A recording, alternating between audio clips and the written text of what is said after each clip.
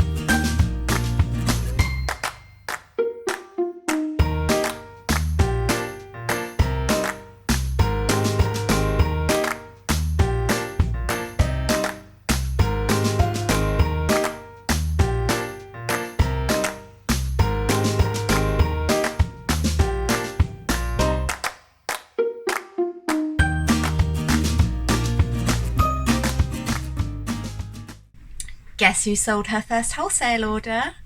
I signed up to a few platforms about a month ago, and my online wholesale shops went live probably about 2 weeks ago now. I was getting a little bit nervous because although I was having views, there were no inquiries. And then on Monday I had a wonderful surprise when I had an order placed for 17 of my unicorn makeup bags. This is a design that's definitely one of my older ones, but it's something that I haven't sold on my Etsy store for probably over a year, and in fact it's not even on my website, so it was quite nice to actually have an old design kind of revived and sell in that quantity. So I have made those all up and they are getting shipped out today. I'm not quite sure how I'm going to package them up because obviously wholesale is completely different to a customer sale. With a customer sale you want to make it all a bit special, a bit fancy, but with a wholesale order they are going usually into a shop or a subscription box or something similar, which means that the retailer is going to want to put their own stamp on it. So I did think about using some of my biodegradable cellophane bags. They are plastic free, but I'm not quite sure how many I have left, and they are a little bit tricky to get hold of. So usually I put my bags in my beautiful candy stripe. Let's see if I can just get one of the smaller ones here for you to see. So this is consistent across all of my products. They have different sizes for cards, badges, and obviously the makeup bags. But I'm not quite sure if the retailer is going to appreciate having them individually wrapped in those, but likewise I don't want to just pop them in completely au naturel. So yeah, having a ponder. So once I've decided, I thought it would be great for you to come along and watch me package up my first wholesale order.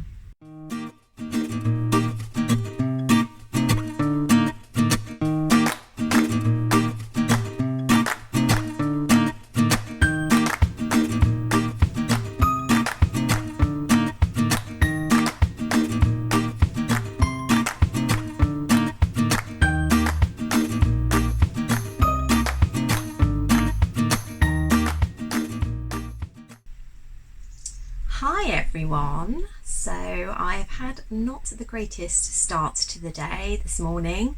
I had a lovely customer from America contact me to say that her parcel arrived yesterday, but sadly it has been completely damaged and it looks like it has been dumped in a puddle or something, because the inside has got completely soaking wet, and my candy stripe bags that I usually use have transferred onto the bag itself.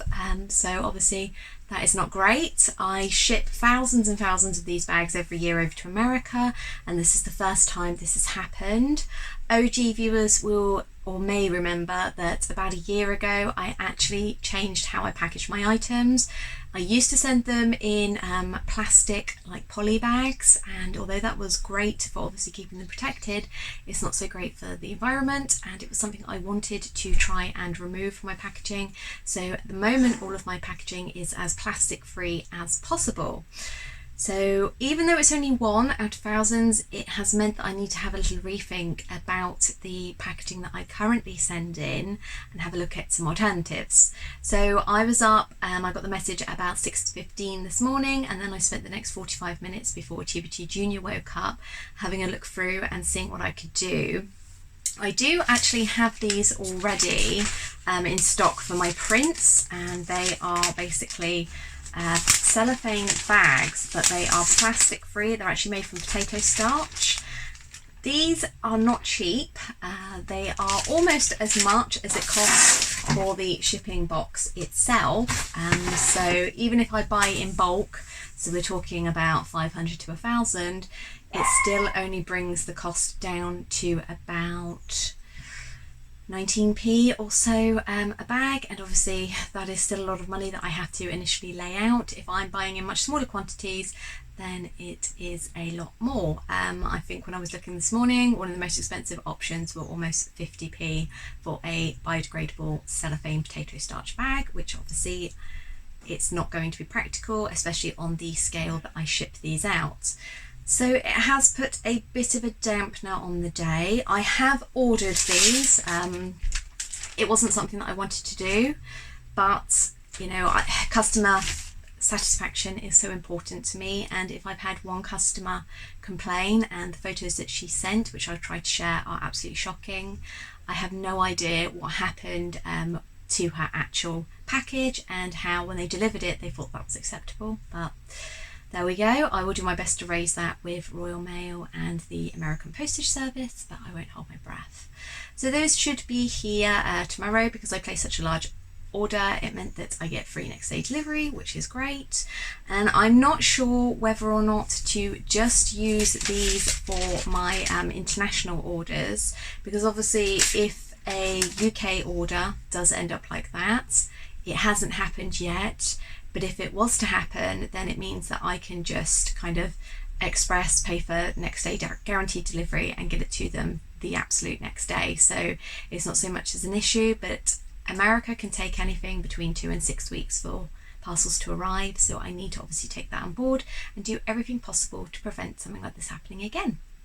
As always, guys, thank you so much for watching. If you have made it to the end of the studio vlog, I want you to comment down below with your favourite summer food emoji.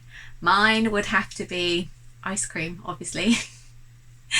Next week I have got something new and exciting that I am doing. It's a spin-off on my milestone boards. I will tell you all about it then.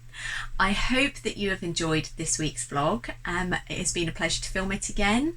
And if you haven't hit the like and subscribe button, definitely do. That way you'll be notified when I have new uploads. Let's try and get to 100 subscribers by the end of the year. We are well over halfway there, and I know we can do it. I hope you all have a wonderful week, and I will catch up with you next week. Bye!